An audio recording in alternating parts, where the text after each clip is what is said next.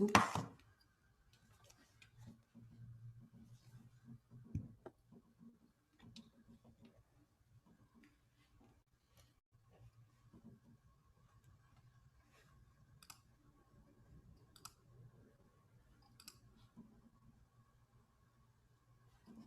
Okay, we're alive.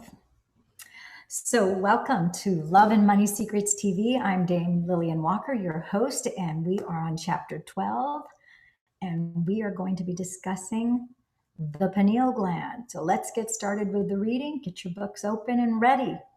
The pineal gland. So as you know now, when we as a consciousness move beyond the world of the senses in this three-dimensional reality, we can tap into frequencies that carry specific information beyond the vibration of matter and the speed of light. So when this happens, the brain processes extremely high amplitudes of energy time and time again. So time and time again, we've measured and observed this phenomena in our advanced students' brain scans. So you've also learned that when there is an increase in energy in the brain, there will always be an increase in consciousness and awareness, and vice versa. I'm going to pause here. Let's read this again because this is another distinction. So you've also learned that when there is an increase in energy in the brain, there will always be an increase in consciousness and awareness, and vice versa. So if you're wondering, oh gosh, how do I increase my consciousness? How do I increase my awareness? All you have to do is get heart and brain coherence. And like it says here, you've also learned that when there is an increase in energy in the brain, so the moment you decide to unlock the energy from your first, your second, your third energy center, you've decided that you're going to slow down your heart rate. You're going to open your heart. You're going to feel that feeling. It's an elevated emotion. You're feeling love as it continues to travel, it being the energy, continues to travel up. It's going to, as soon as you open your heart, forget it. You don't even have to intend it. It automatically, the energy will flow up to your fifth energy center and it'll go to your brain, therefore hitting your pineal gland. And that will automatically increase your consciousness and your awareness. Isn't that great news? It's not that complicated. It's easy peasy. It's simple. Okay, let's move on. In fact, it is very difficult to determine whether it is the energy of the level of consciousness that causes these extreme measurements. But I don't think we can separate the two, because you cannot have a change in energy without a change in consciousness, or a change in frequency without a change in information. So as you connect to deeper levels of the unified field, the brain is activated by a greater energy that carries specific information in the form of thoughts and imagery. So the brain then literally tracks and records this profound inner event. And to the person having the experience, whatever is happening in their mind seems more real than any past external event. In that moment, the increased energy in the form of a profoundly powerful emotion captures all the mind's attention. This is the instant the brain and the body receive a biological upgrade. I'm going to pause right here. I have talked to you guys about not only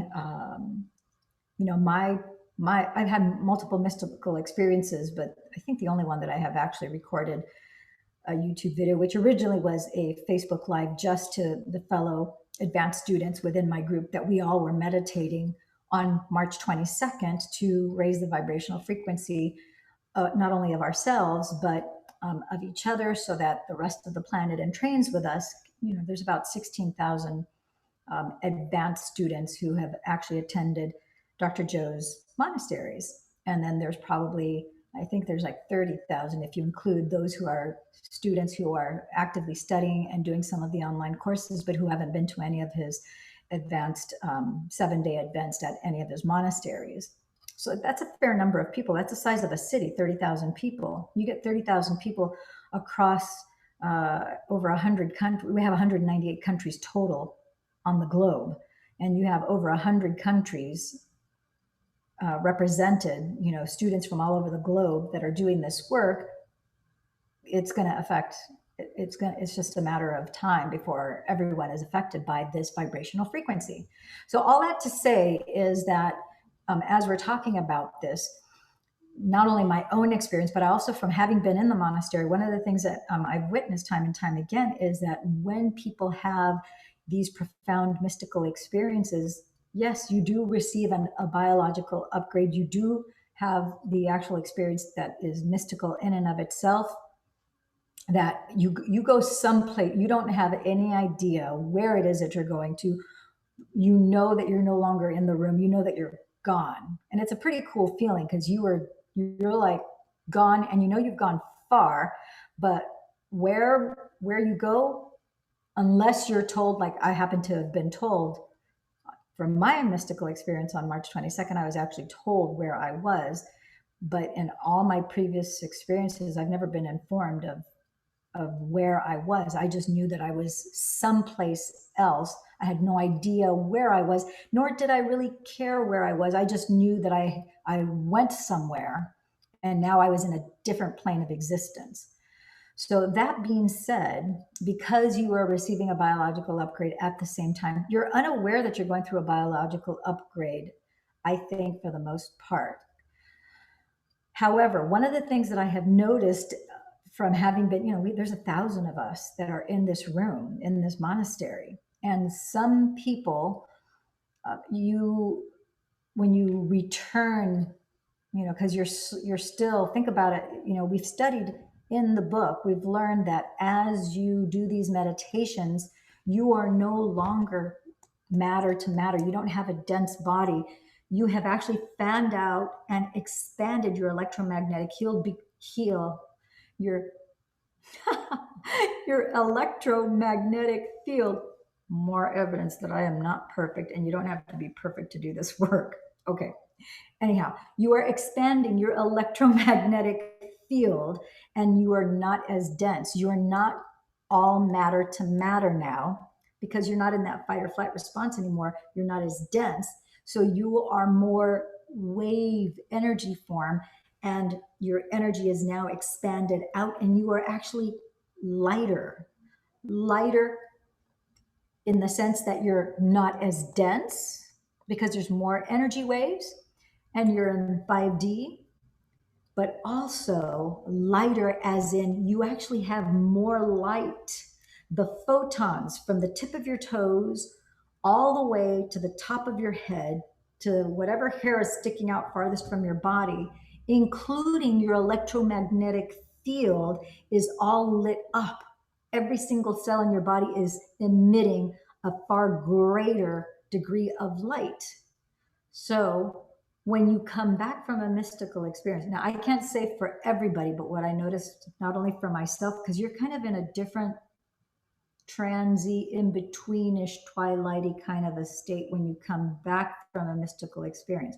And some of the people I have seen where they come back and you can tell that their souls are not fully back in their body. And so they need to get grounded again. So we actually have people that are that spot the people. It's really obvious when somebody has come back and they're trying to kind of get, because you're kind of a little bit dazed. It doesn't feel bad, by the way. So you're kind of it's a very unusual, hard to describe, feeling. But some people have a little trouble adjusting coming back. I would venture to say nobody wants to be in a hurry to come back. And the reason why that is, in my experience, is that when you have those mystical experiences, you have such a profound sense of love, of joy, of bliss, of ecstasy. It's almost euphoric. Maybe it is a form of euphoria, but I remember actually having the thoughts as I'm having these harmonic conversations that were going on with all these beings all at the same time. I was thinking, oh my gosh, this is the most incredible amount of love I have ever felt in my entire life. I mean, there couldn't possibly be anything greater than this. This is just so, it's like, oh, you just want to sit there and bask in that glorious experience. It's a feeling and an experience. And so, and then in my case, with that particular experience, I went from the sixth dimension, then I went into the seventh dimension. And just when I thought I couldn't feel any more love, any more bliss, any more just extraordinary supernaturalness, then I felt even more, which it just blew my mind to smithereens. And it's a very undescribable way of describing it. So as far as what I've witnessed with other people, when they come back and a lot of them can't even talk. They're like, kind of dazed. And it's because there's such a light and weight and light and as in light filled body that they're trying to get settled back into this denser, heavier meat suit, because that's what this is. This is a meat suit. It's a flesh and bone carnal body. So you do have a little adjustment period. And some people can't talk for a while, and then other people can talk a little bit. Everybody's different. It depends on how resistant you are to the energy, and there's all sorts of factors. And one is not better. One reaction is not better than the other. It's, we all have our own.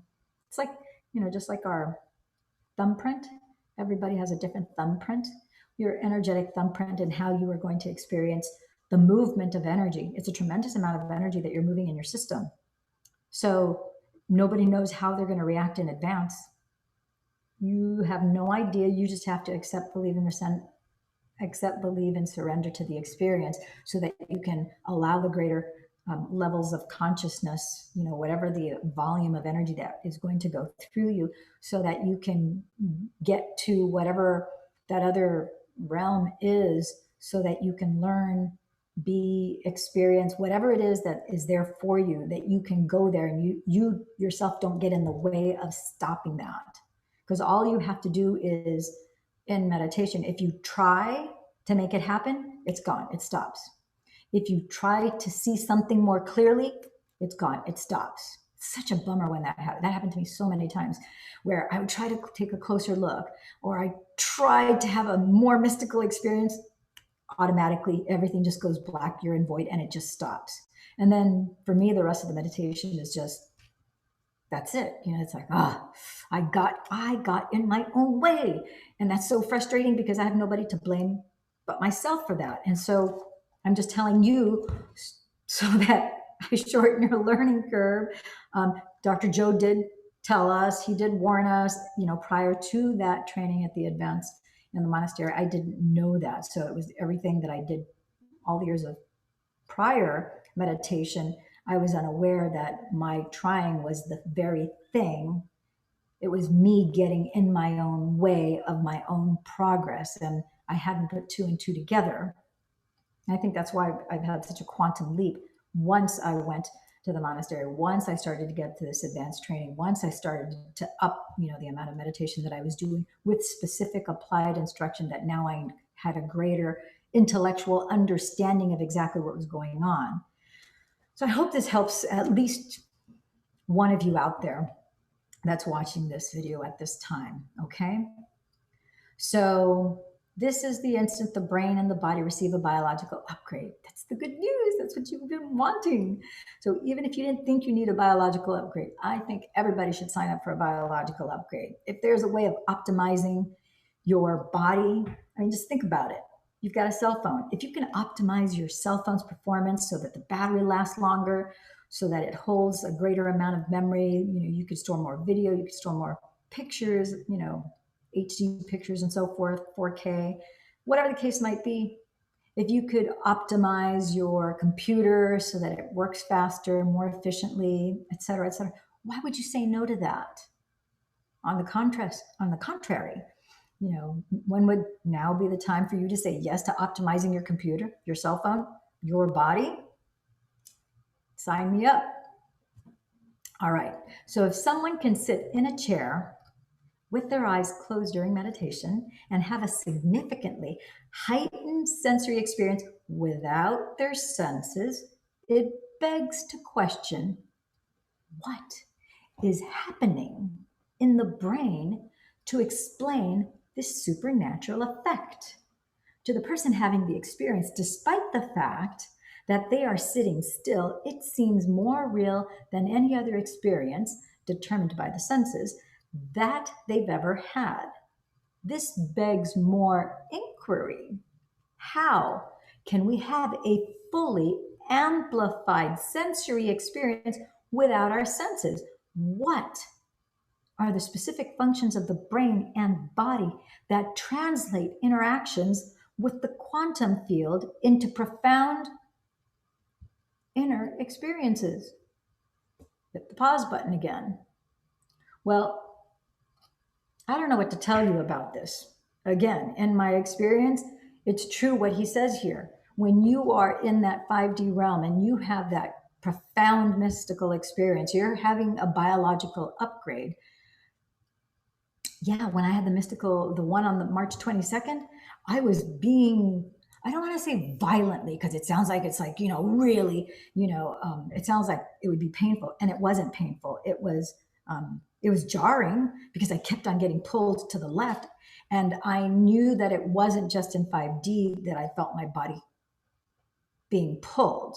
I felt that, the little humanoid, they were like childlike beings that kept on pulling me. There was a whole bunch of them all the way around me, and they kept on pulling me to the left. And I knew that they were adjusting something. I knew they were doing something to me. And it was like, when it started, it was subtle, and then it got more and more and more. And then all of a sudden I realized, I'm like, oh, it was kind of a rhythmic, jarring kind of a feeling. So I felt it in that realm, and it was very real in that realm, because I was really clear. Somehow I had, I don't know, 20 of them or something that were talking all at the same time in this, what sounded like a freight train, harmonica, accordion, THX, HD, surround sound. And apparently they were all different conversations. And somehow I was able to understand all of them and was very clear about what all of them were telling me simultaneously. In this realm, we can't do that. But in that realm, somehow I was able to do that.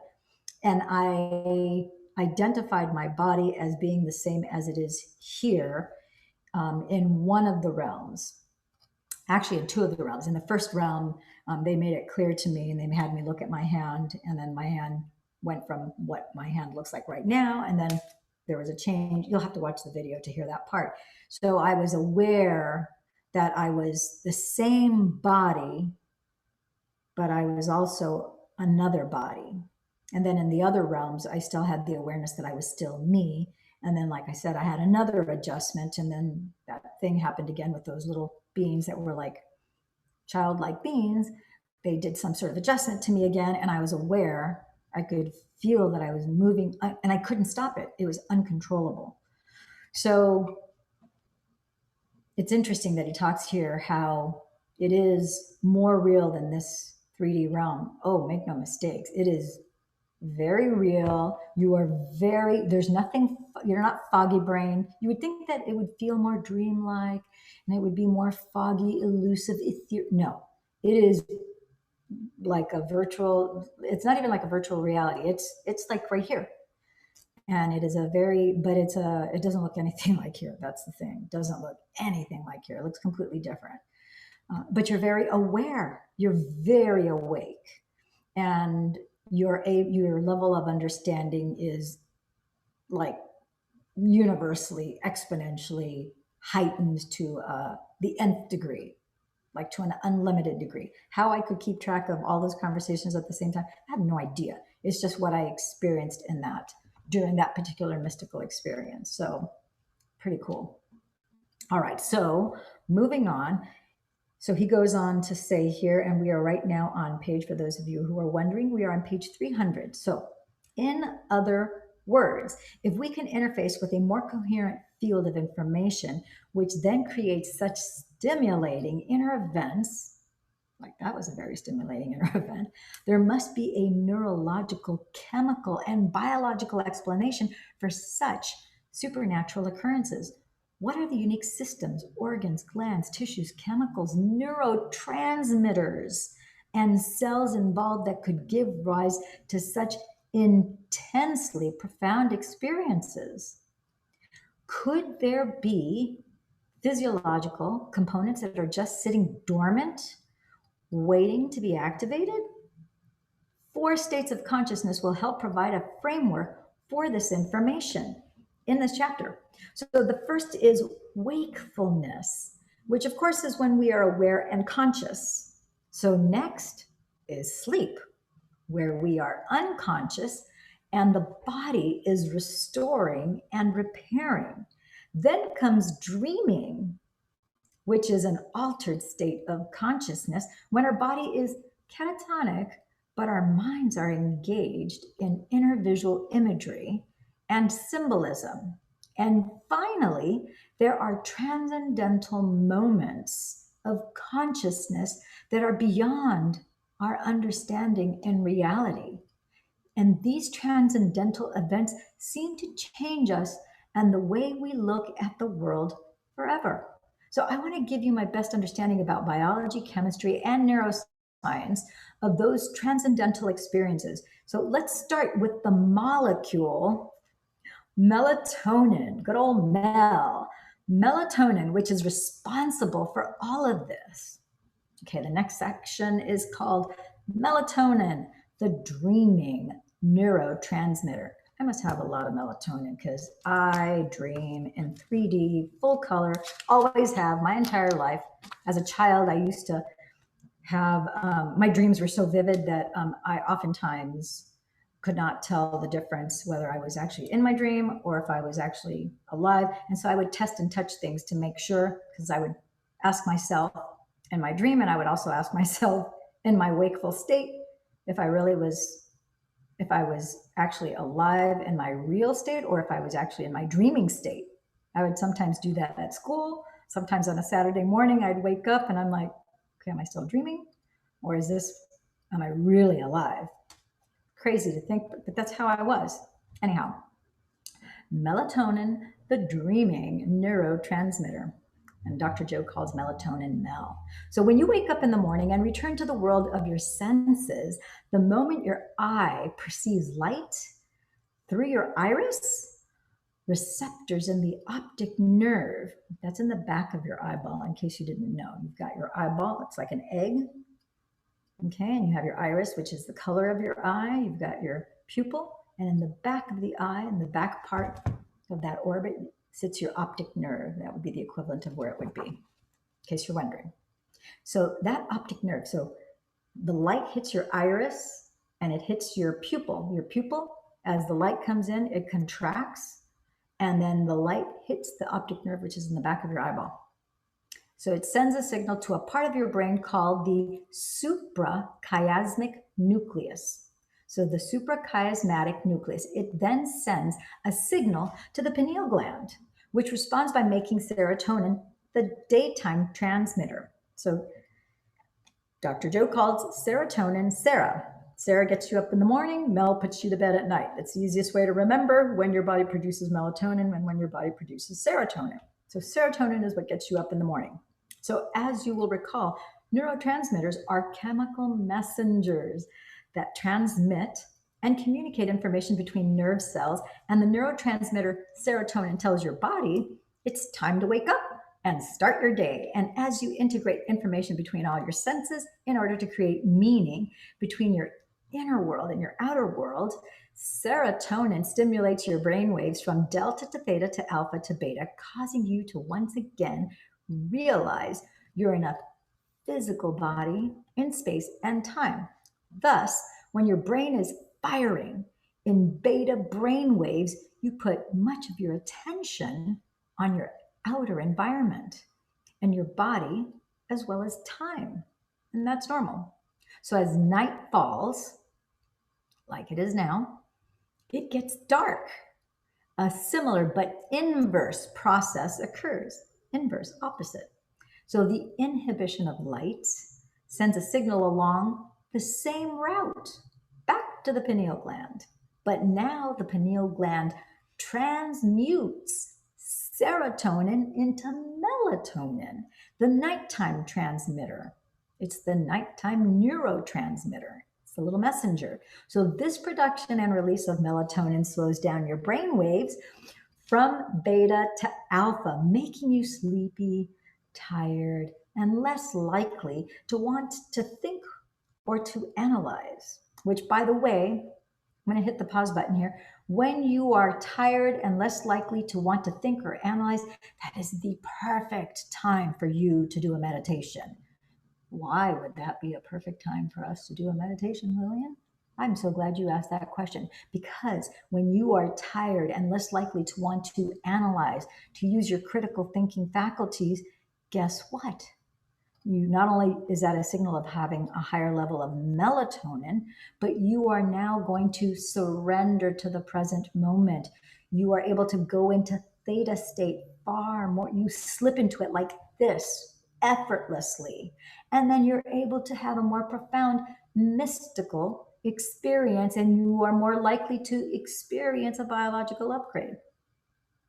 So that's why monks typically get up at 4 o'clock in the morning to do their meditations at 4 o'clock, 4:30 in the morning, because melatonin is at its highest between 1 o'clock and 4:30 in the morning. That's why when we are in the monastery with Dr. Joe, he has us in our seats at 3:30 in the morning, and the doors close, and at 4 o'clock sharp, 4 o'clock in the morning, we start our meditations. And I gotta tell you, it is glorious. The energy in that room is palpable. There's so much love in that room. It is the most buttery, delicious form of unconditional love that I have probably ever experienced. And there was one lady who kept on saying, "Oh my gosh, I don't need a husband anymore. Oh my gosh, I don't need a husband anymore." Such a funny lady. I thought she was hysterical. Okay.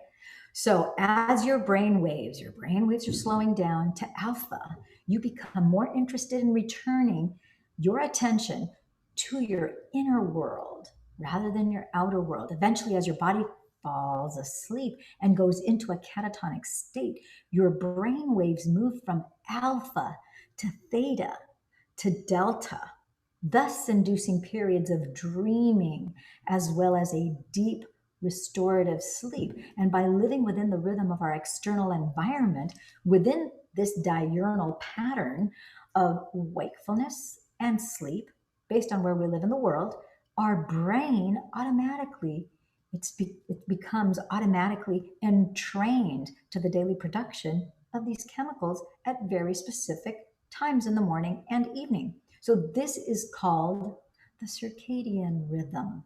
So most of us know that when we move out of this natural rhythm, we become out of sorts, such as when we travel to another part of the world where the sun rises and sets at several hours ahead of your normal time zone.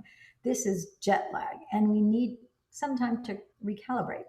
So when the body gets out of its natural circadian rhythm, it will usually take a few days to readjust to the new environment's rhythm of sunrise and sunset. This is all chemistry produced from our interaction with the external three-dimensional world. So from our eyes, reaction to the sun, and the frequency of the visible light.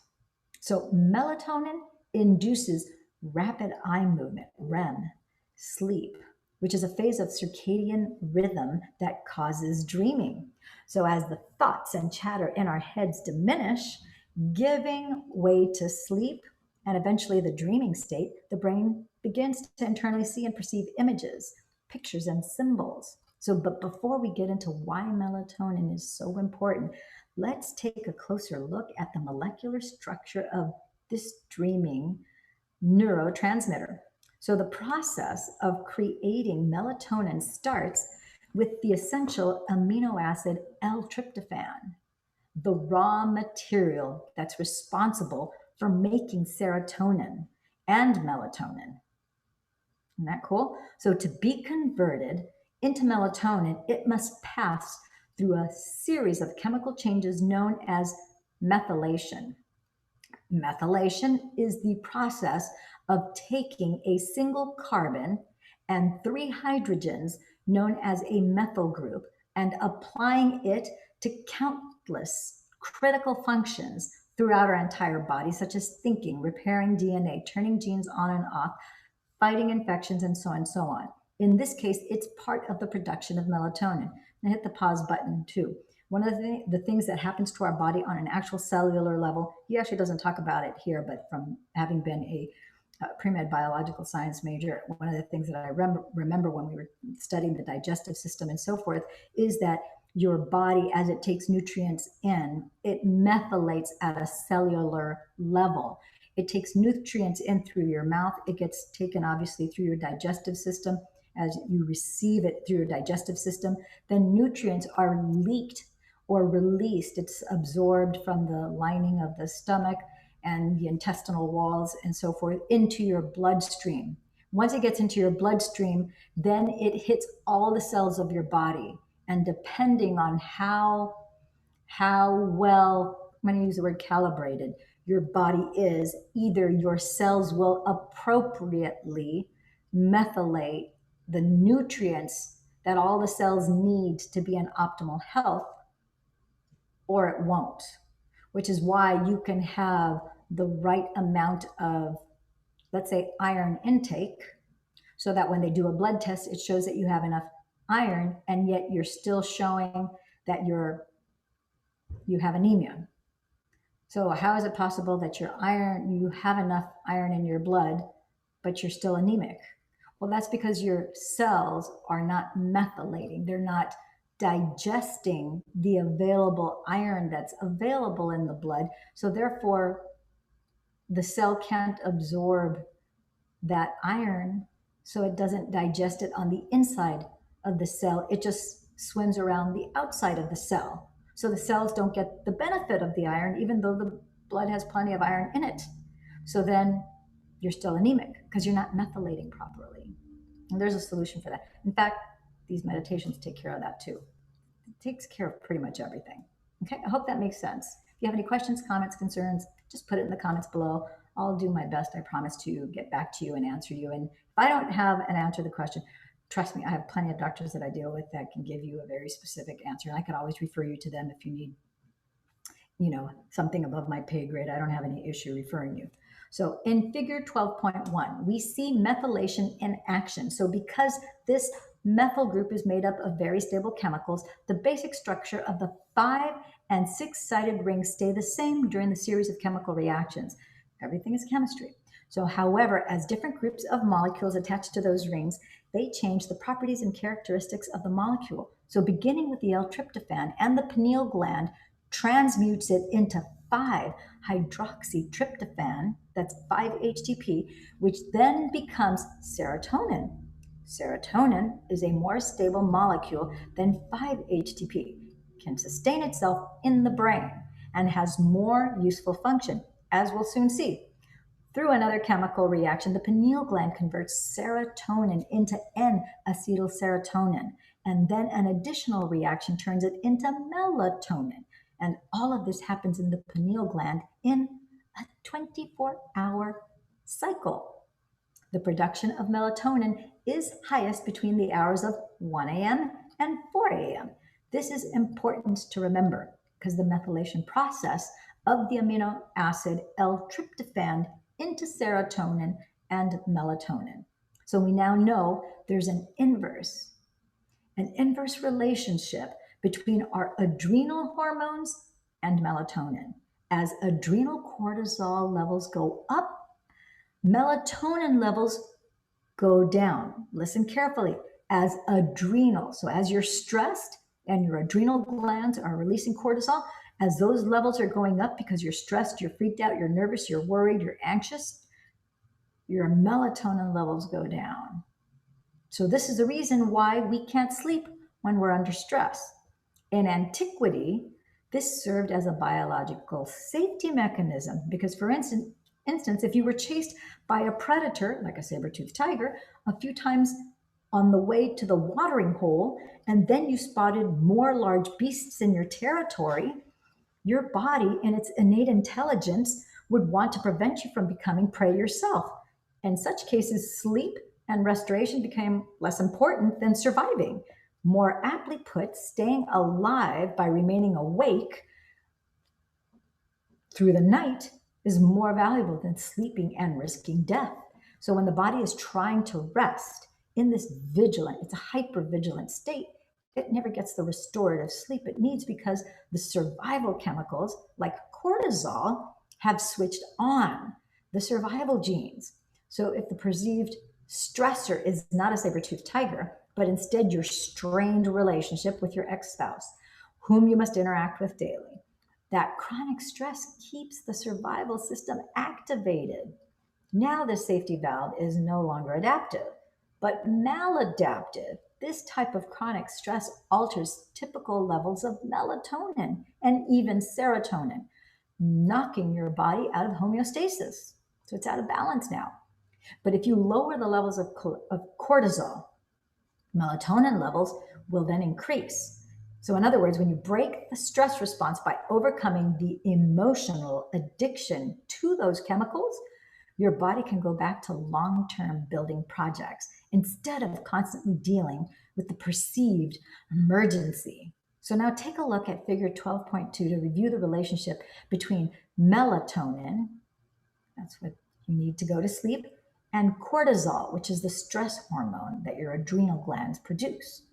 That's why some people have adrenal fatigue, because it's like your adrenal, if you're constantly in a fight or flight and you have, if you live in a, for example, ER doctors, ER surgeons, they're constantly hitting the overdrive button on their adrenal glands because especially those who are in big cities where you're working in a large trauma center, like for example, USC, not just USC Medical School, but USC Harbor General in Los Angeles. That's a crazy emergency room. The amount of shootings and stabbings, and it's just a gory place to have to work in. And it's like, the volume of trauma, of severe life and death trauma, it's like, you're always running. It's a 24-hour shift that it's run the whole time. So you're constantly hitting, the adrenals. Well, you're going to burn out over time if you don't take time to truly rest and relax. If you don't know of a way to have coping mechanisms for that type of environment, then you're going to burn out your adrenal glands, and God help you. So back to the book. As stress hormones go up, melatonin levels go down. So as stress hormones go down, melatonin levels go up. So as you look at the chart showing some of the benefits of melatonin has many other interesting applications. So for example, it's been proven to improve carbohydrate metabolism. Isn't that incredible? That melatonin affects your metabolizing carbohydrates. I find that fascinating. So this is important because when certain people respond to stress, the body takes carbohydrates and stores them as fat. And fat is nothing more than stored energy. And this is a result of primitive genes signaling the body to store energy in case there's a famine. So melatonin has also been known to help with depression. It's even been proven to increase levels of DHEA, the anti-aging hormone. For more facts about the importance of melatonin, the dreaming neurotransmitter, take a look at figure 12.3 in your book. So now let's deepen your understanding of all the information you've been studying in this book up until this point. I like this. It's like a summary. So activating the pineal gland. So for years, I spent enormous amounts of time studying the pineal gland and seeking researchers who did extensive measurements of the metabolites and the tissue. My interest was in tying together my findings with some ancient mysteries. So one abstract in particular piqued my interest, and the pineal gland is a neuroendocrine transducer secreting melatonin, responsible for physiological circadian rhythm control. A new form of biomineralization has been studied in the human pineal gland and consists of small crystals that are less than 20 microns in length. These crystals are responsible for electromechanical biological transduction mechanism in the pineal gland due to the structure and piezoelectric properties. Someday I will memorize that script right there. That's a lot of words to digest, but let's break it down into two meaningful points. I'm still reading the book. This is not me speaking. So the key words here in reverse order are piezoelectric properties and transducer. Pay close attention.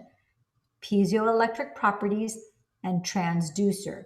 The piezoelectric effect occurs when you apply pressure to certain materials and that mechanical stress is changed into an electrical charge. To put it in simple terms, the pineal gland contains calcite crystals made of calcium, carbon, and oxygen. And because of the structure, they express this effect. Like an antenna, the pineal gland has the capacity to become electrically activated and generate electromagnetic fields that can tune into information. That's the point, number one. In addition, in the same way, an antenna pulsates a rhythm or a frequency to match the frequency of an incoming signal, the pineal gland receives information carried on in an invisible electromagnetic field. It's doing that inside your head. It's picking up the frequencies. Since all frequency carries information, once that antenna connects to the exact same signal of the electromagnetic field, there must be a way to convert and descramble that signal into a meaningful message. And that's exactly what a transducer does. And that's the second point. So a transducer is anything that receives a signal in the form of one type of energy and converts it into a signal in another form. So take a moment to look around you. The space you are sitting in is filled with TV, radio, and Wi-Fi waves that are all different frequency ranges of invisible electromagnetic frequency and energy. You can't see any of them not with your natural eyes, but they're still there. For example, the antenna that picks up a range of frequencies carrying a signal to your TV is transduced into a picture on your TV screen. When you tune into an FM station on your radio, you are tuning your antenna to a specific electromagnetic frequency. The information carried in that frequency range is then transduced into a coherent signal, which is the music you hear with your ears. So the study I quoted says the pineal gland is a neuroendocrine transducer capable of receiving and converting signals within the brain. So when the pineal gland acts as a transducer, it can pick up the frequencies above our three-dimensional space and time sensory-based reality. And once that pineal gland is activated, it can tune into higher dimensions of this space and time, which we learned in the previous chapter is the realm of time-space. And like a TV, it can turn on the information carried on in those frequencies into vivid imagery and surreal, lucid, transcendental experiences inside our mind, including profound, heightened multisensory visions beyond our vocabulary. This is a bit like experiencing a multidimensional IMAX movie. So at this point, you may be wondering, since this little gland exists inside my skull, how am I going to exert mechanical stress on the crystals in it, create a piezoelectric effect, and activate the pineal gland so it becomes like an antenna? And how will that antenna pick up frequencies and information beyond matter and light so that it can transduce those electromagnetic signatures into meaningful imagery, like a transcendental experience beyond this three-dimensional reality. So for the pineal gland to become activated, 4 important things must happen, and I will address 3 of them right now. And then I will give you the 4th step when it's time to learn the meditation. So number 1, the piezoelectric effect.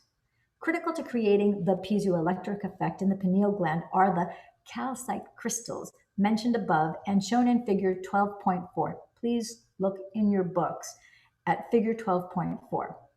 If you're on Audible, get the book, get the Kindle version, or get the paperback. See the paperbacks over there? So either get the paperback, I suggest you get both. If you get Kindle and paperback, then you can listen to this again. As you're getting ready in the morning, you could listen to all this information again, or you could replay these YouTube videos that I have created here for you about this review and this discussion, and then you can get re-familiarized and start to learn this information at a deeper level. So critical to creating the piezoelectric effect in the pineal gland are the calcite crystals mentioned above and shown in figure 12.4. So remember, these are very tiny little crystals, just 1 to 20 microns in length. So to put this context, their size can range anywhere from 1/100th to 1/4 the width of a human hair. So for the most part, they are octahedron, hexahedron, and rhombohedron in shape.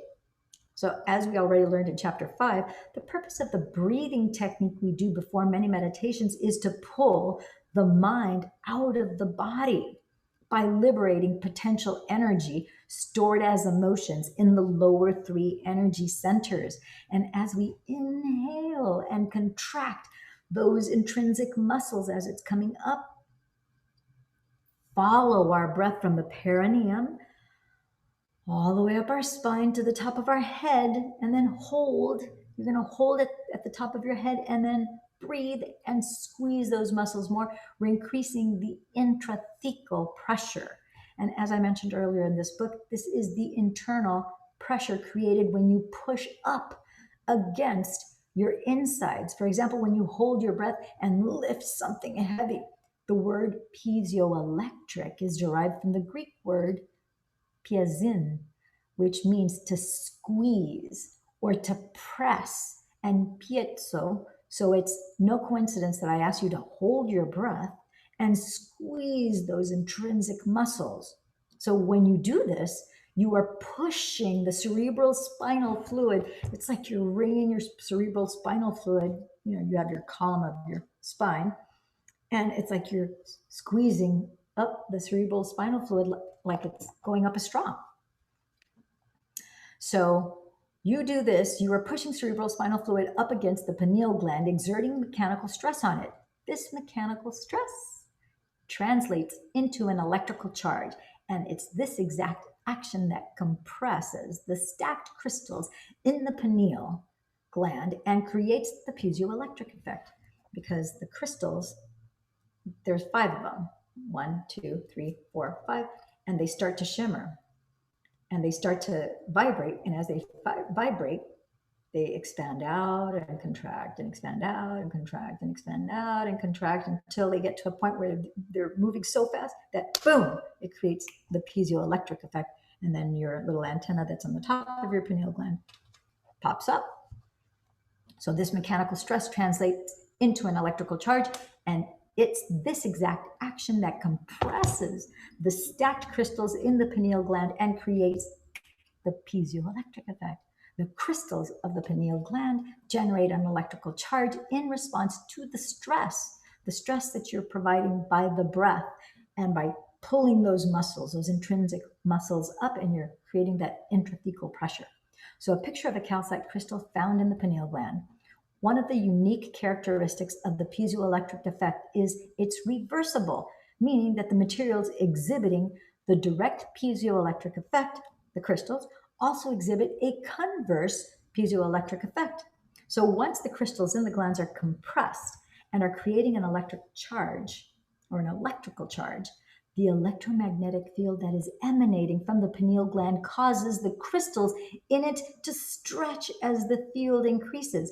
And when the crystals generating the electromagnetic field reach their limit where they've stretched as far as they can go, they can't stretch any further, they contract, and the electromagnetic field reverses the direction, moves them inward to the pineal gland. And when the electromagnetic field reaches the pineal gland crystals, it compresses them again, producing that expansion, expanding, contracting, expanding, and contracting as they shimmer. It creates, just like you're creating an electromagnetic field outside of your body, the pineal gland is also creating its own little electromagnetic field around it. Isn't that cool? This cycle of expanding and reversing the field perpetuates a pulsating electromagnetic field. When we inhale through our nose and at the same time squeeze our intrinsic muscles, we accelerate the cerebral spinal fluid into the brain.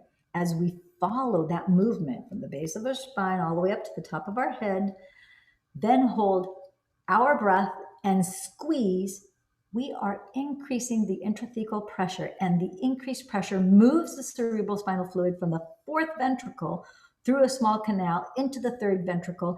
At the same time, this is all in your brain, at the same time, fluid traveling around your cerebellum, it shows arrows in the diagram, compresses the crystals of the pineal gland, and that mechanical stress that is applied produces an electrical charge in the pineal gland, creating the piezoelectric effect. And it's no wonder then that I ask you to hold your breath, squeeze, and contract those muscles. And it's no surprise that I insist you repeat this process over and over and over again. As you keep doing the breath and holding and squeezing again, again, and again, with every cycle of breath, you are activating piezoelectric properties of the pineal gland.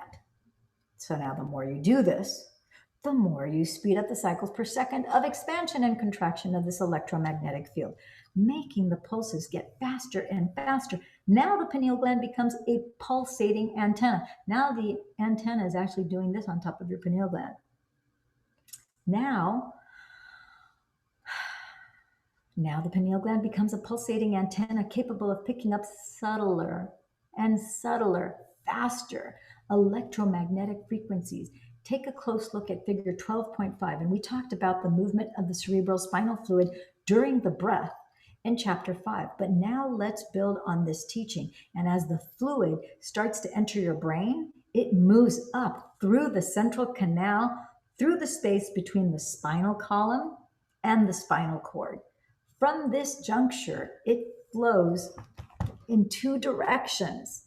First, the fluid moves into the fourth ventricle, followed by the third ventricle. As the fluid travels from the fourth to the third ventricle, it passes through a narrow path or channel nestled right at the back of the third ventricle, and it rests what looks like a tiny little pine cone.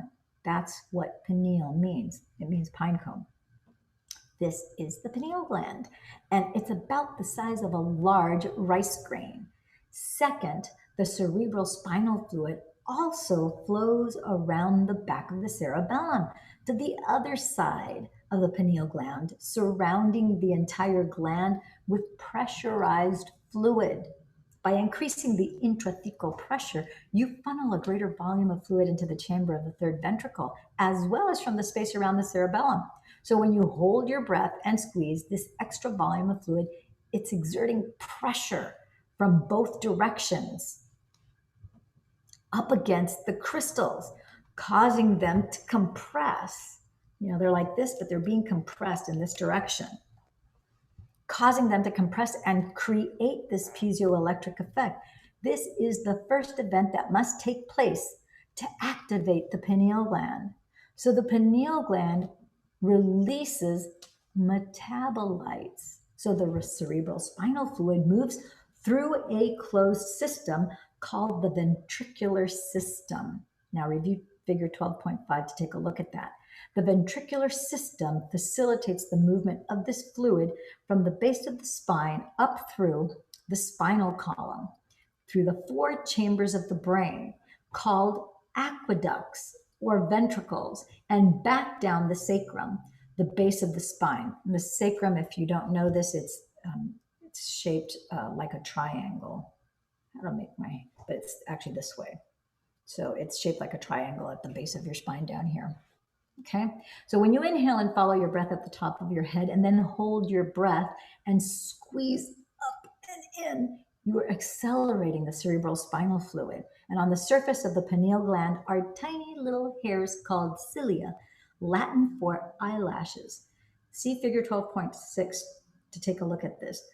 The action of the accelerated fluid moving faster than normal through the chambers of the ventricular system tickles the tiny little hairs, which overstimulate the pineal gland. Because the pineal gland is shaped like a phallus, the stimulation produced by the acceleration of the fluid moving past it, combined with the electrical activation created by an increase in intrathecal pressure in a closed system, causes the gland to ejaculate some very profound upgraded metabolites of melatonin into the brain.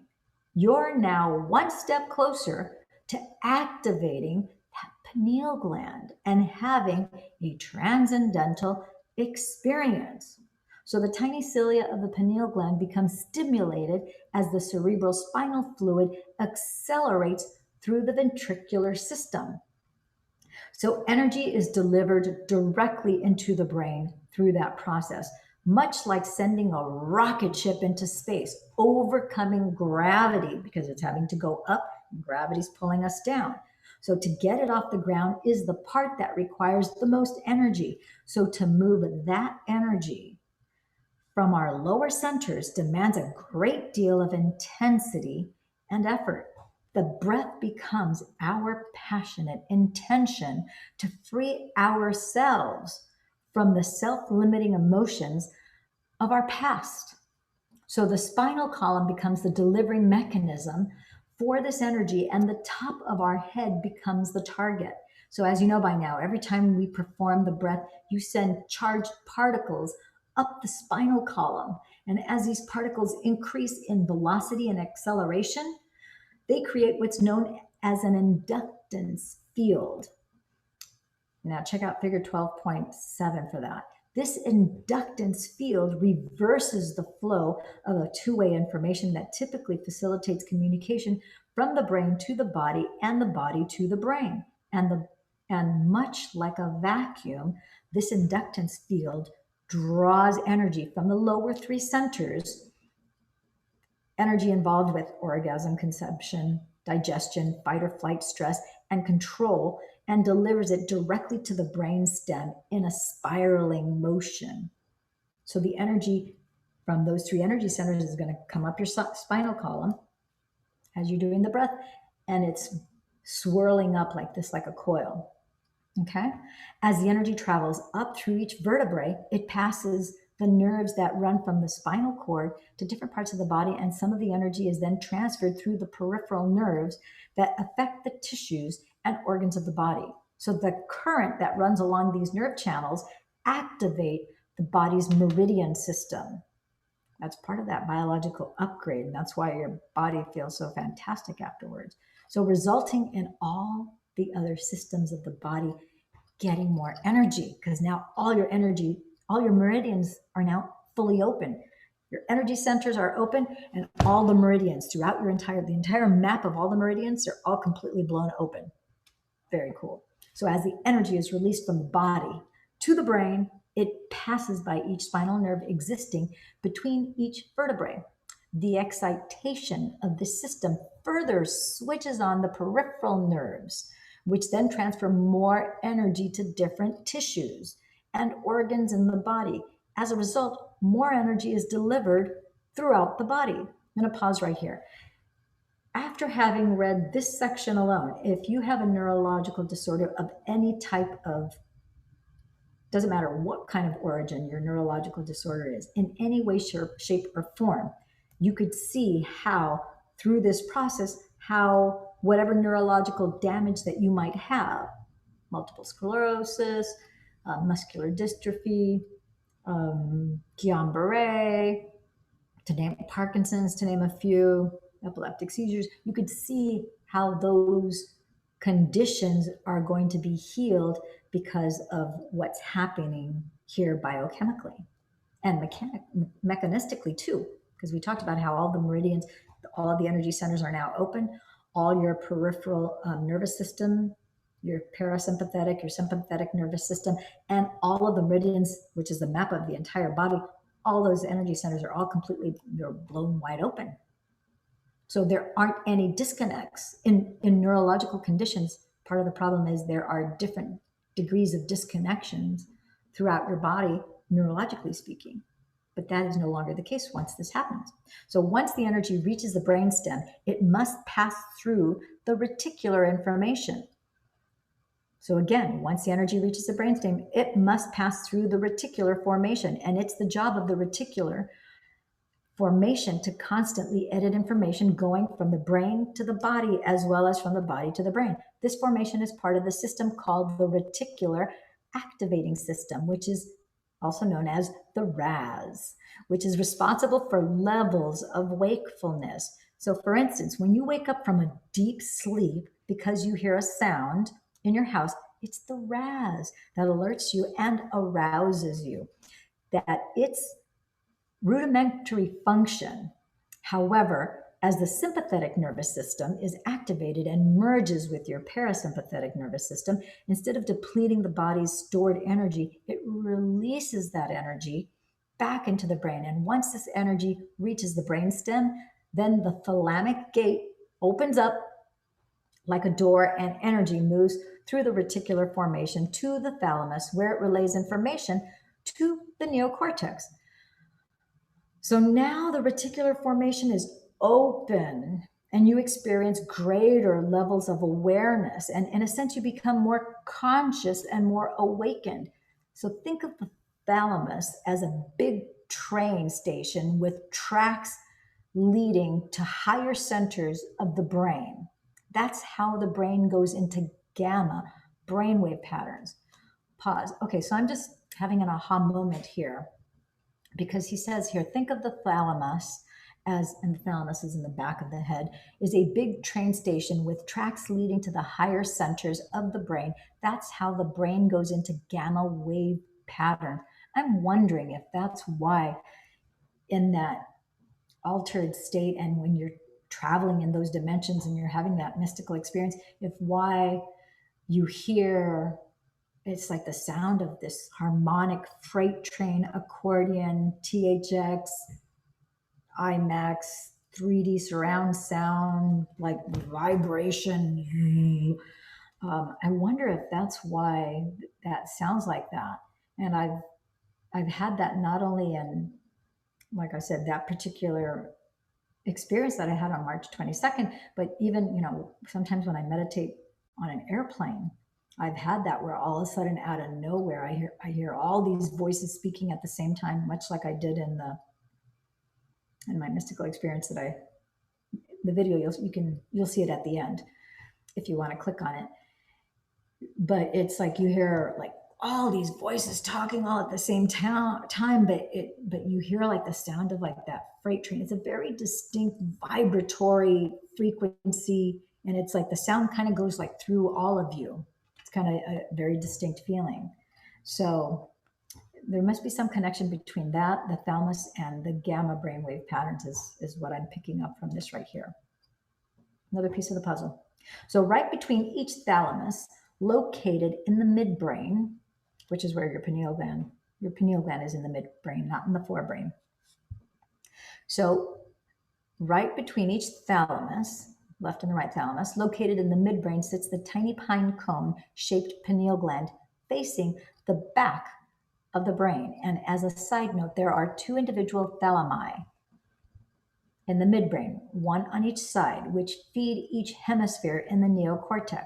The pineal gland sits right between them, facing the back of the brain. So see figure 12.8.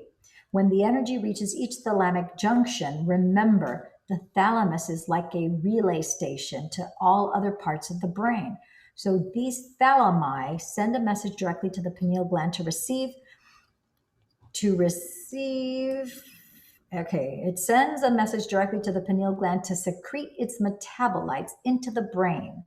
The effect is that the thinking neocortex becomes aroused and goes into higher brainwave patterns like gamma. The nature of those chemical derivatives of melatonin relaxes the body at the same time awakens the mind. If you remember, when you're in beta brainwaves, your sympathetic nervous system is aroused for an emergency in your outer world and utilizes energy to survive. The difference with gamma brain waves is that instead of losing vital energy, you're liberating and creating more energy in your body. You're not in any emergency or survival state when this occurs. You're in bliss. And your sympathetic nervous system is switching on to arouse you to pay more attention to whatever is happening in your mind in that dimension. So in chapter 5, I said that when energy moves from the body to the brain, a torus field is created around your entire body. And as you run a current up your spinal column by accelerating the movement of cerebral spinal fluid, your body becomes like a magnet and you create an electromagnetic field around it. A torus field represents a dynamic flow of energy. And at the same time, the torus field is moving up and out and around your body. When the pineal gland becomes activated, a reverse torus field of electromagnetic energy is drawing energy into your body.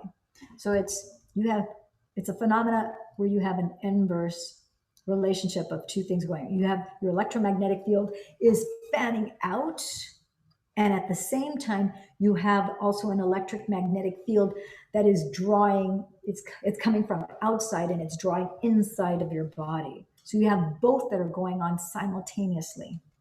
Okay. So, and it's coming in through your head. So since all the frequency carries information, now your pineal gland is receiving information from beyond the visible light field and from beyond your five senses. So see figure 12.9. When these three happenings occur in tandem, it's going to feel like you're having an orgasm in your head. Pause. I've never felt an orgasm in my head. So he's saying it's going to feel like you've had an orgasm in your head. I've heard people who've had heartgasms, they've had braingasms. I can't wait for the day when I'll feel a heartgasm or a braingasm. So it's not a requirement for you to go to other dimensions, for you to have a mystical experience, for you to have biological upgrades, yada blah blah yada yada blah. There is no right or wrong. Everybody is different. Your experience is unique to you as your thumbprint. So I'm hoping that at some time in the future, I am lucky enough to have a heartgasm and a braingasm. Gosh, wouldn't that be mind-blowing? No pun intended, to have a heartgasm and a braingasm at the same time. Oh my gosh, that would be so cool. Okay, so you've now created, and then how many of you guys, just out of curiosity, how many of you guys, would you put in the comments below if you're interested in having a heartgasm or braingasm? Just thought I'd take an informal poll here and see if any of you are interested in that kind of thing, or if, nah, you could take it or leave it, you're not interested. That's fine, you know. It's like chocolate chip cookies. Some people like them, some don't. Who cares? Some will, some won't, so what? All right, moving on. So now you've created an antenna in your brain, and this antenna is picking up information from realms beyond matter and beyond space and time. Information is no longer coming from your senses or your eyes interacting with your environment. Instead, you're getting information from the quantum field moving to another eye, your third eye, from the pineal gland in the back of your brain. As energy from the lower three centers is activated during the breath and moves up your spine to the brain, a torus field of electromagnetic energy is created around the body. So when the pineal gland becomes activated, a reverse torus field of electromagnetic energy is moving in the opposite direction. Like I said, you got them going in both directions. One is you creating your electromagnetic field out, and another one is feeding you electromagnetic frequencies, and the energy comes in through your head and circles back around. Okay? So, since energy is frequency, and frequency carries information, the pineal gland transduces that information into vivid imagery. So when melatonin gets an upgrade, magic happens. And when your pineal gland or your third eye is awakened because it is picking up higher frequencies, these higher energies alter the chemistry of melatonin. And the higher the frequency, the greater the alteration. And it's the translation of that information into chemistry that primes you for those transcendental, mystical moments. And now that you're opening that door to higher dimensions of space and time, this is why I like to call the pineal gland an alchemist, because it transmutes melatonin into some very profound, radical neurotransmitters. Very cool. Okay, I'm going to stop and pause, because one of the things that I've noticed in my own personal experience is that that you're also able to perceive and pick up things even outside of meditation. So there's no question, as you do this work, you are going to have certain things that are going to be called to your attention, and you're going to recognize, become aware, understand, and realize that you have certain doorways and portals that are open to you. So one of the things that I realized is that, wow, it really became, it was just profoundly like in my awareness, that when Dr. Joe says that gratitude and appreciation are the ultimate state of receivership, it's as accurate as you can become.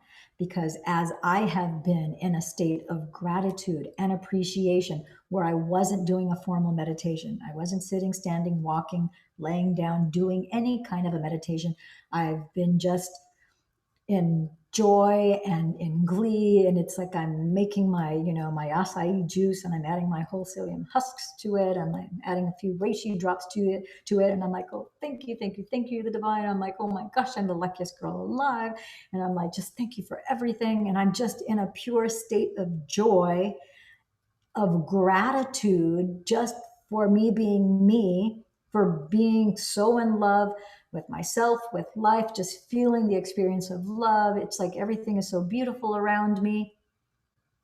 And then I pick up vibrational frequencies and I hear messages, which I'm not expecting, because I'm just in gratitude. I'm in appreciation. I am just showering the divine, and I'm just expressing how grateful and how appreciative I am. And then the downloads start to happen.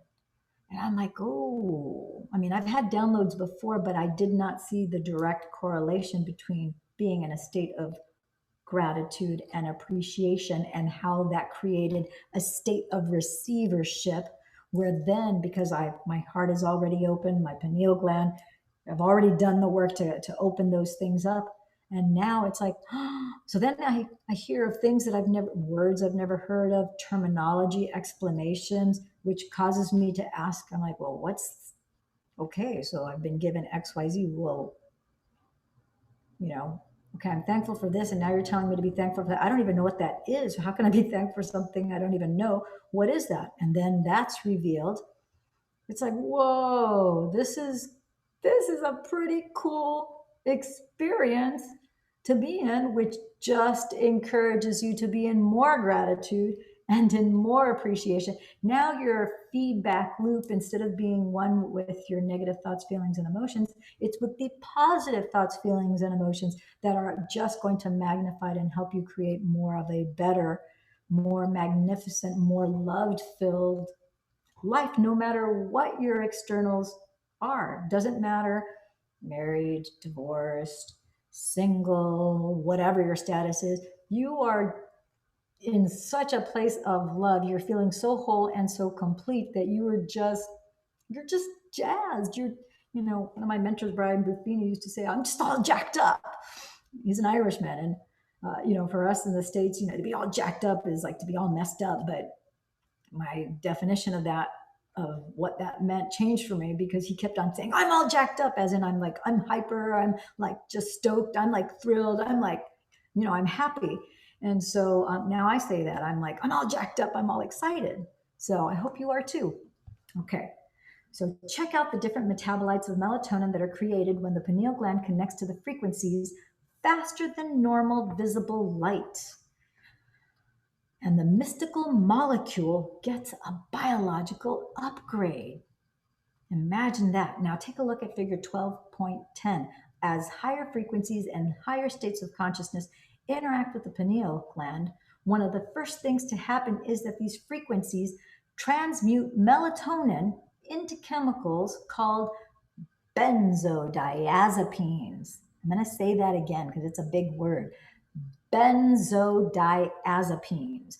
Benzodiazepines are a class of drugs from which Valium is created that anesthetize the analytical mind. So all of a sudden, the thinking brain relaxes and stops analyzing. So according to functional brain scans, benzodiazepines suppress neural activity in the amygdala, the brain's survival center. This limits chemicals that cause you to feel fear, anger, and agitation. I'm going to say that again.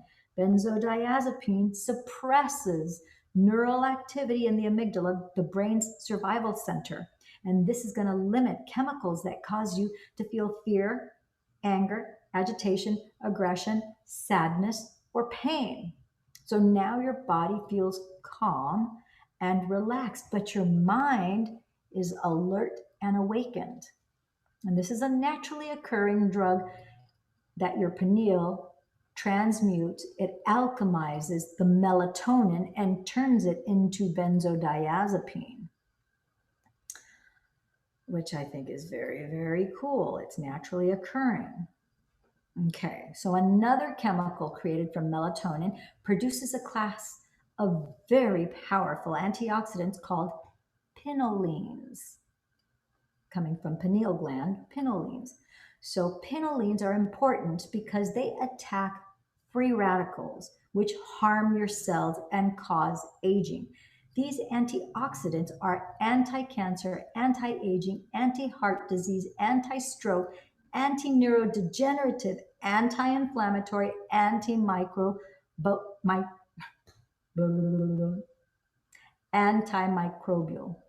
Let's read the list again. Do over. These antioxidants are anti-cancer, anti-aging, anti-heart disease, anti-stroke, anti-neurodegenerative, anti-inflammatory, antimicrobial. And that's a perfect formula to upgrade melatonin's normal role as an antioxidant to the role of a supercharged antioxidant that further restores and heals the body to a greater degree than the melatonin molecule normally does. So see the powerful antioxidants that are listed in figure 12.10 that are all produced from metabolites of melatonin.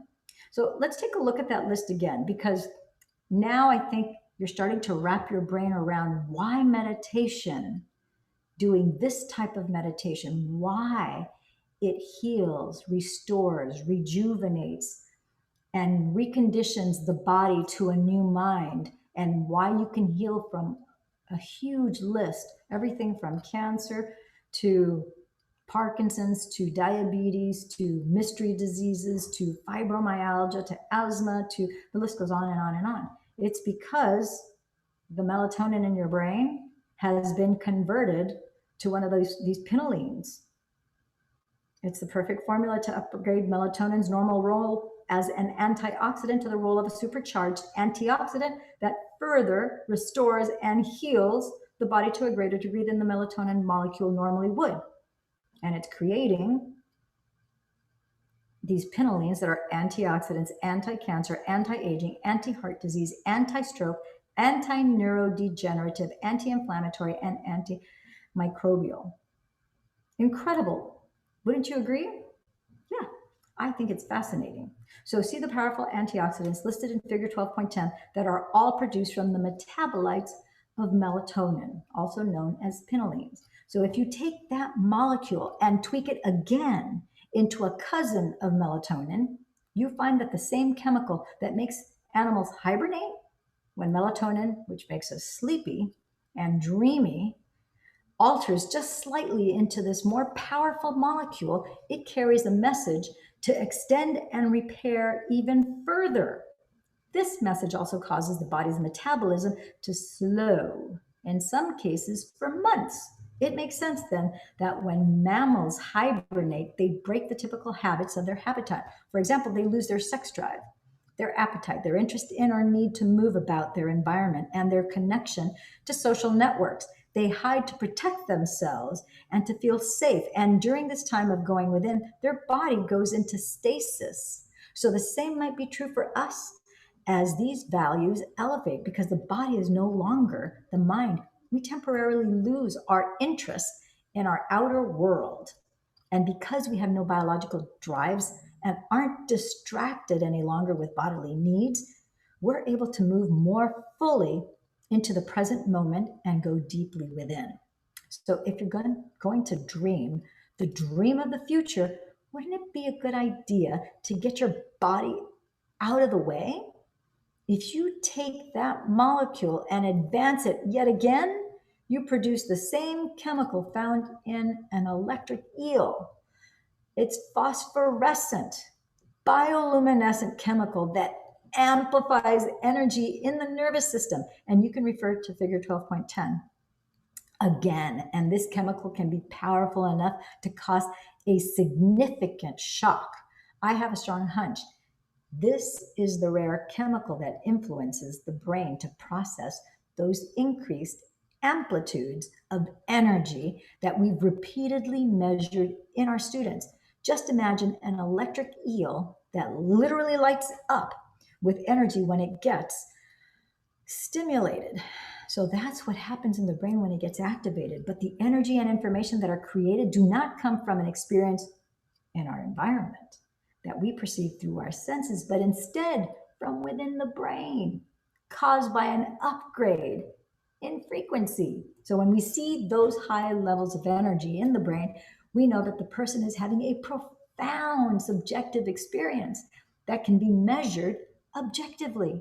So think about that for a moment. Via sensory input from our environment through our eyes, the pineal gland makes serotonin and melatonin. And this visible light coming from the sun causes us to move into harmony with our environment, which we call the circadian rhythm. As a result of this process, serotonin and melatonin carry information equal to the frequency coming from the physical world because we perceive visible light. And it's through our senses. Those molecules are inherent to humans. Thus, they are equivalent to the realm of our three-dimensional reality. So remember, as Einstein said, that the ceiling of this material world is the speed of light. Einstein said that the ceiling of this 3D material world is the speed of light. But what happens as the brain processes an increase in frequency and information from a realm beyond the senses and beyond the speed of light? Is it possible that information and energy coming from the unified field change the chemistry of melatonin to become another chemical counterpart in the brain? And could our brain translate these frequencies into a message? If energy is the epiphenomenon of matter, it makes sense that the information coming from a frequency faster than visible light would be able to alter the molecular structure of melatonin into profound elixirs within the brain. So the pineal gland is responsible for translating that information into a chemical variation of melatonin. Therefore, that molecule carries a different message equal to that frequency. That new frequency is now influencing an enhanced superchemical that's no longer natural, that's supernatural. Melatonin gets an upgrade. Not only does this phosphorescent bioluminescent chemical So not only does this phosphorescent bioluminescent chemical increase the energy in the brain, but it enhances the imagery in the mind, internally perceives, that everything looks as though it's made of vivid, surreal, luminescent light. I'm going to repeat that. So not only does this phosphorescent bioluminescent chemical increase the energy in the brain, but it enhances the imagery the mind internally perceives, so that everything looks as though it's made of vivid, surreal, luminescent light. As a result, people have reported experiencing vivid colors they've never seen before because they exist outside their known experience of the visible light spectrum. These colors appear as profound, otherworldly, glowing lights in a technicolor, lucid, opalescent world of suspended beauty. I'm going to hit the pause button here because I got to say, what I saw in the sixth, seventh, and eighth dimension, it was an opalescent, mother of pearlish, kind of like rainbowy, but it was still white kind of a color. It's a color that doesn't exist here. A very unusual opalescent type of a color. So everything appears as if emitting beautiful light made of vivid, radiant energy that you can feel. This world of golden, shimmering, bright halos within and around everything appears more illuminated than your sensory-based reality. And of course, it will be difficult to take your attention off of all its beauty, because all of your attention is on this experience. It will seem as though you are actually there, totally present in the other world of dimension. So now take a look at figure 12.10 again. Alter melatonin one more time, and you produce the chemical dimethyltryptamine, DMT, one of the most powerful hallucinogenic substances known to mankind. This is the same chemical found in ayahuasca, a traditional spiritual plant medicine used in ceremonies by the indigenous people of the Amazon. DMT's primary active ingredient is said to create spiritual visions and profound insights into the mystery of the self. When ayahuasca or other plant chemicals containing this molecule are ingested, the body receives only DMT.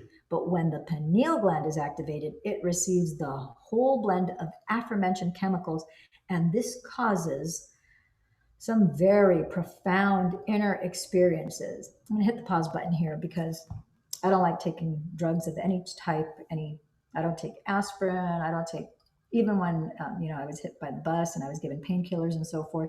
I just use meditation so that I wouldn't feel the pain, and I was out of my body in meditation because all those chemicals I knew were going to cause other problems, and I didn't want to impose on my liver and my kidneys and to stress out my adrenal glands any further and do who knows what damage to my spleen.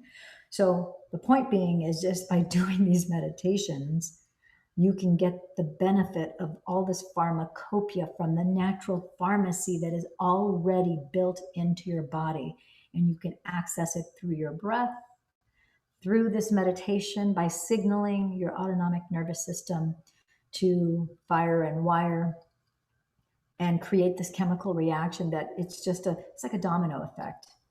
All you have to do is do the meditation. You don't have to keep track of all this stuff. You just do the meditations. As you do them more and more and more, you will progress, you will grow, and you will have these experiences, because it can't not occur. It's chemistry, it's neurochemistry, there's the mechanical aspect of it that it's inevitable. So I think that's exciting. I remember reading about the whole DMT and it being an ayahuasca and all this other stuff, and I was like, oh, I've heard of ayahuasca. I've never had, the inclination of trying any of those things. And I thought, that's amazing that your body naturally produces that. And then that some people actually take oral DMT just to trip out, I guess. So some of these experiences have been reported to create profound time dilation. Time appears infinite. time travel journeys to the paranormal realms, visions of complex geometrical patterns, encounters with spiritual beings, and other mystical interdimensional realities. And many of our students during the pineal gland meditation report amazing encounters beyond their known physical world. So when these chemicals are released in the brain, the mind has experiences that appear more real than anything that person has ever encountered in their sensory based reality. So, this new dimension is difficult to articulate with language. The novel experience that results will occur as a complete unknown, and if you surrender to it, it's always worth it. And I can second that. It is definitely worth it. So, tuning into higher dimensions, the pineal gland as a transducer. So, tuning into higher dimensions, the pineal gland as a transducer, and depending on the translation you're using, in Matthew 6:22, Jesus said, "If thine eye be single, thy whole body shall be full of light." I believe he was talking about activating the pineal gland because this allows us to experience a broader spectrum of reality. And many of our students can attest to that fact when their pineal gland becomes activated. When they fully connect with the unified field, their whole body becomes filled with energy and with light. So, beginning from the cosmic field, energy from beyond their senses enters the top of their head and travels down throughout their whole body. When this occurs, they experience downloadable information beyond the memory base or predictable knowns of their daily lives. And it all begins with the chemical alteration of melatonin in the pineal gland. So we're going to stop right there. So, step one is as you do the meditation and as you do the breath, the melatonin that's naturally, you're automatically producing melatonin every night, serotonin every morning. So you are just activating the melatonin and triggering it to start to create the benzodiazepine, vasopressin, yada, yada, yada, all the way down to benzodiazepine. And then, of course, dimethyltryptophan, which we just talked about in the last section. So in all my research about the pineal gland, I've evolved my own understanding of it into the following definition. So the pineal gland is a crystalline superconductor that sends as well as receives information through the transduction of energetic vibrational frequency signals and frequency beyond the senses, also known as the quantum. Yeah, it's also known as the quantum field, and it translates it into biological tissue, the brain and the mind, in the form of meaningful imagery, the same way as an antenna translates different channels onto a TV screen.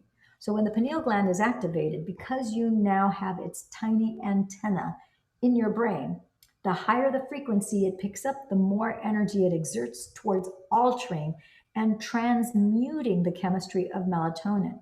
And as a result of this change in chemistry, you're going to get a very different experience from what melatonin normally produces. So perhaps a better way to say it is that you're going to get a clearer picture. Think of it this way.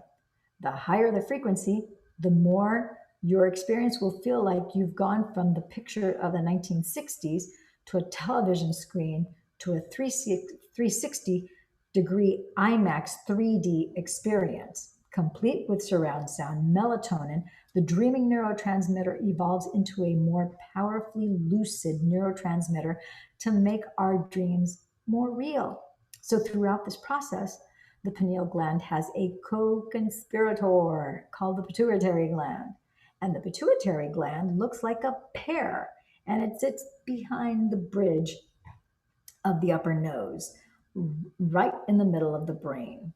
So the anterior part of it is responsible for making the most of the chemicals that influence the glands and hormones associated with each of the energy centers. So once the pineal gland is activated and it releases a certain upgraded metabolites, the back posterior of the pituitary gland awakens, causing it to produce two important chemicals, oxytocin and vasopressin. Oxytocin, the love hormone. You get that when you get hugged. when you hug or get hugged, or both. You also have oxytocin production when you kiss. Love kissing.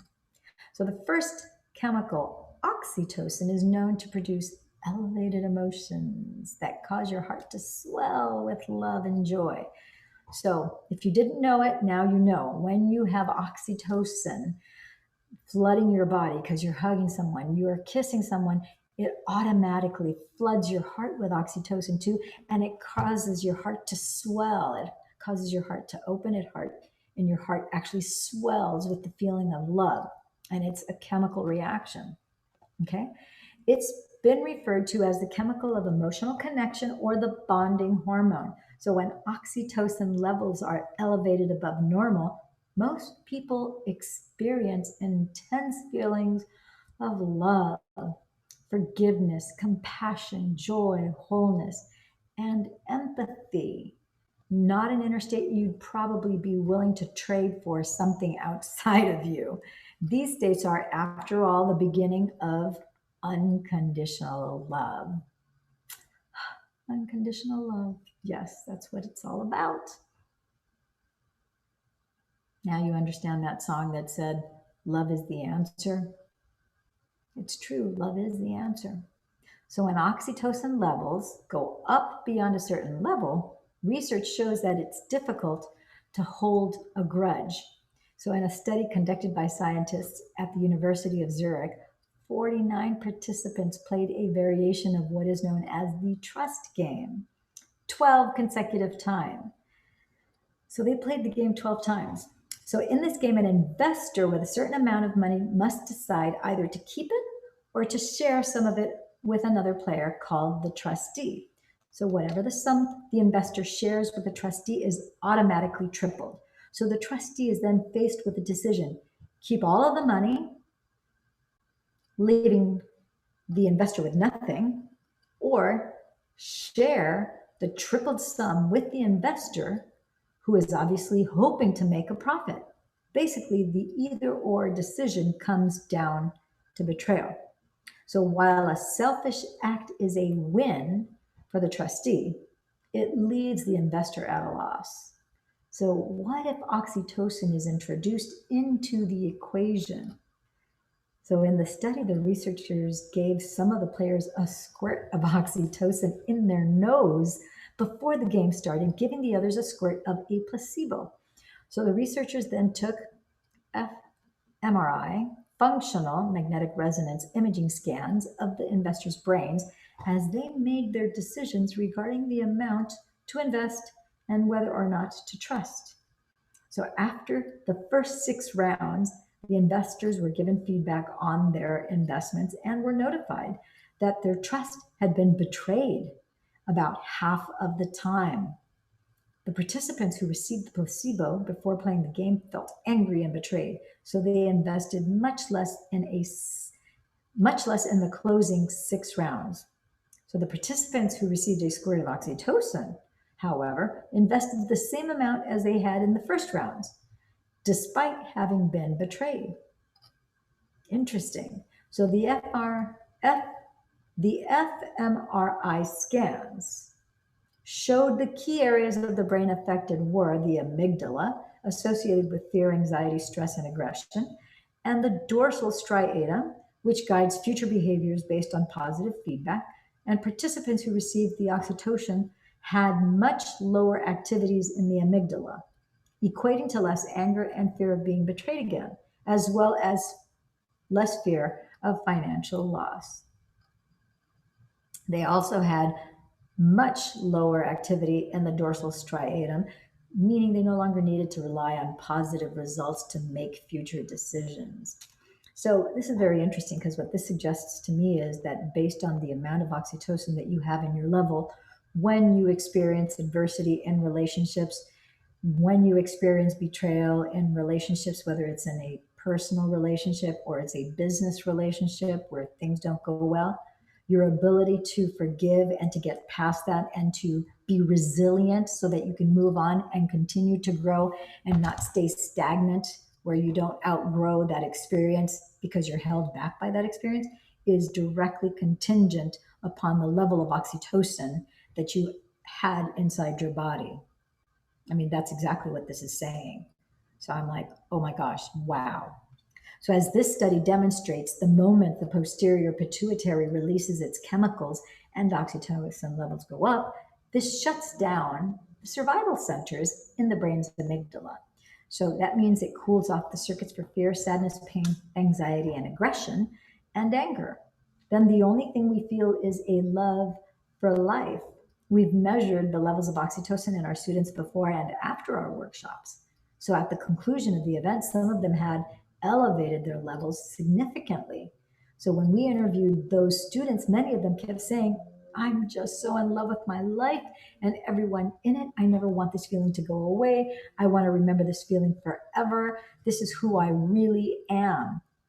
The other chemical the pituitary gland makes as the pineal gland is activated is called vasopressin, or antidiuretic hormone. As vasopressin levels go up, the body naturally retains fluids, causing the body to become more water-based.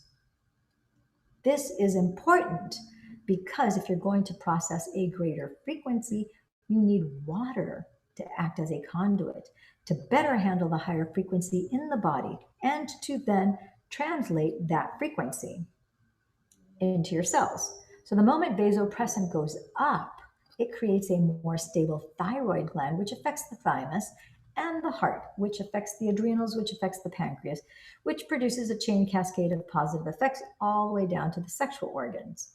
So when we tune in to these higher frequencies, we have to access to a different kind of light, a frequency faster than your visible light. And all of a sudden, we are activating a greater intelligence within us. So now, because the pineal gland is activated, now as the pineal gland is activated, we can pick up higher frequencies, which in turn produces a change in chemistry. And the higher the frequency we pick up, the more it alters our chemistry. So which means the more visual, hallucinogenic, and higher energy experiences we have. The crystals in our pineal gland acting like a cosmic antenna are the doorway to these higher vibrational patterns and realms of light and information. This is how we have internal experiences and are more real than our external ones. These pineal metabolites, so these pineal metabolite chemicals your body produces fit into the same receptor sites as serotonin and melatonin, but they carry a very different chemical message from a realm beyond sensory-based material reality. As a result, the brain is now primed for a mystical experience, opening the door to other dimensions and moving from the individual from a space-time reality to a time-space reality. And since all frequency carries a message, and that message is a change in chemistry, once the pineal gland gets activated and you start experiencing and processing these higher frequencies and energies and elevated levels of consciousness, they often present themselves as complex, changing geometric patterns, usually perceived in the mind's eye. And this is good, this is information. When you have these mystical experiences, I lost my place all of a sudden, I'm sorry. So this is good information. So I'm sorry, I'm going to backtrack here a little second here. This is good. Yeah, this is good. This is information.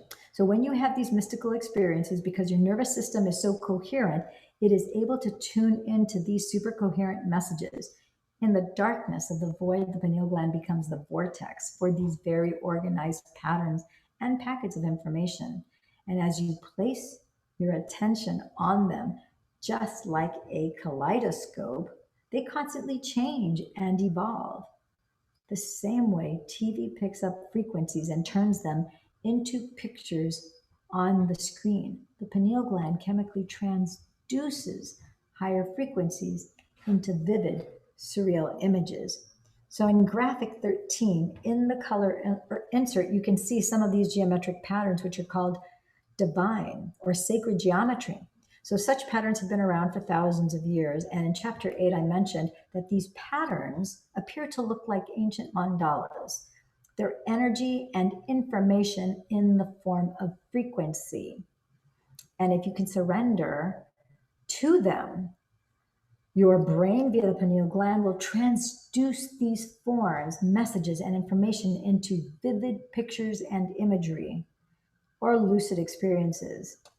So the best thing to do is when you see or experience these is just to let go and surrender. Okay, so the best thing to do when you see or experience these patterns is to surrender to them and not try to make anything happen. Just be the awareness of it. These patterns and forms usually do not appear as two-dimensional or static. Instead, they are alive, have depth and compromise, mathematical and very coherent fractal patterns, never-ending and complex. So another way to see this is through the concept of cymatics, derived from the Greek word of wave. So it's derived from the Greek word for waves. Cymatics are a phenomenon based on vibration or frequency. Here is a way to picture them. Imagine if you took the cover off of an old speaker box and laid it flat. If you filled that speaker with fluid, shined a light on it, and began playing classical music, up through it, the frequency and vibration of the music would eventually create coherent sounding waves. So these waves would interfere with each other and eventually create geometric patterns within patterns within patterns. And as with a kaleidoscope, you would see these evolving geometrical arrangements become more highly organized. And the difference between these images in the kaleidoscope and the cymatics is that the images in the kaleidoscope appear two-dimensional. Geometric patterns such as cymatics, however, appear to be alive and are three-dimensional. Wow, or even multidimensional. Okay, so in addition to water, the vibrational effects of cymatics are translatable to sand and air. In other words, these three mediums pick up vibration and frequency and turn them into coherent geometric patterns. Wow, so if you search, you can find several videos. So yeah, if you search, you can find several videos showing this on YouTube. So when your pineal gland picks up information, it's picking up these same types of waves in the environment around you. So these coherent, highly organized, standing waves that exist beyond the visible light spectrum are constantly being consolidated into packets of information and transduced into images. Wow. So they're consolidated into packets of information and transduced into images by your pineal gland. They are just patterns of information that are intersecting in a very coherent way. And when you put your awareness on them, they change and evolve to become increasingly more fractal, intricate. Yeah. They change and evolve to become increasingly more fractal, intricate, beautiful, and divine. It's all information. And just like a transducer, your pineal gland takes that information and descrambles it into imagery. This is one of the reasons why I decided to use the kaleidoscope as a tool in our advanced events to train students. So it's to train students' brains to be disarmed when they experience this mode of complex behavior and imagery, as well as to more easily recognize and open up to receiving this type of information. Period. I'm going to stop here because one of the things is that, when you first have these encounters, you don't know that those are packets of information. I didn't know for a long time. I remember seeing all sorts of geometrical patterns before, but I didn't know.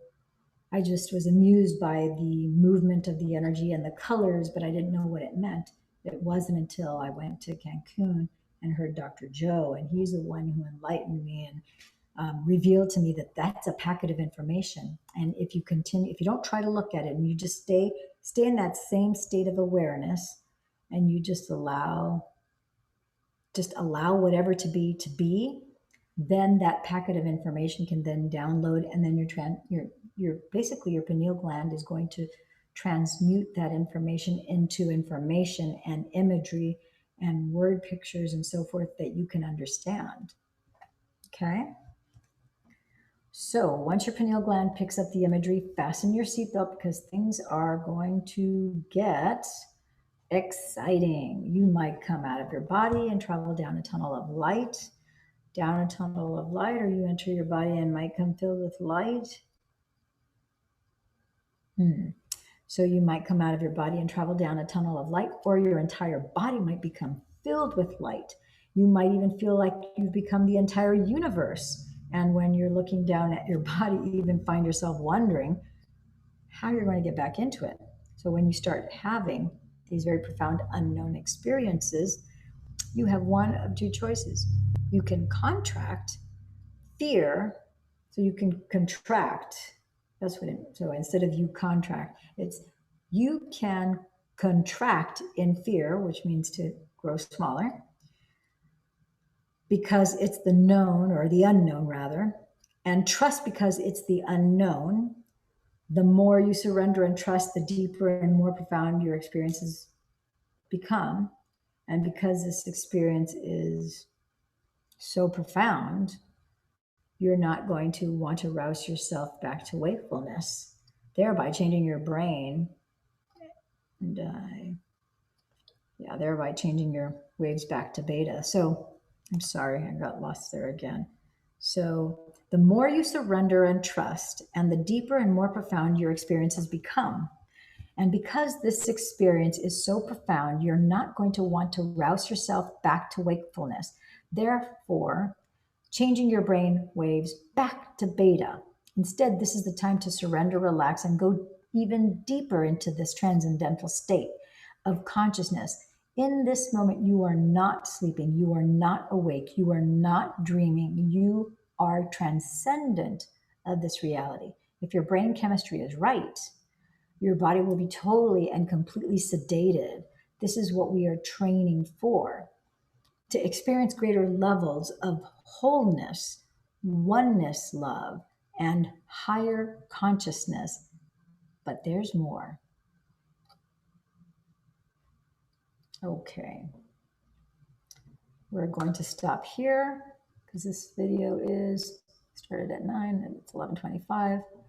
So we're going to break this into you'll get part 2 in a separate video. Thank you for tuning in, tapping in, and turning on today to Chapter 12, Part 1. Tomorrow we will do Chapter 12, Part 2. I'm Dame Lillian Walker, your host for Love and Money Secrets TV. Thank you for joining me tonight. Ciao for now.